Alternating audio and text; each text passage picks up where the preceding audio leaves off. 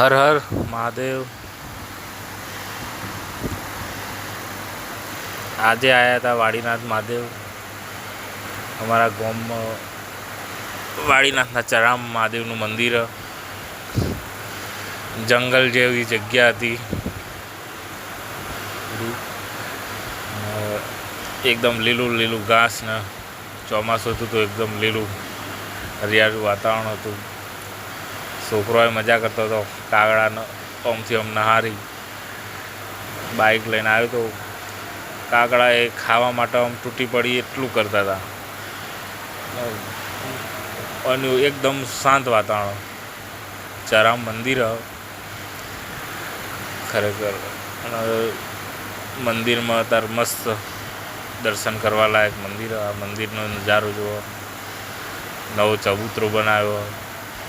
Har Har Mahadev.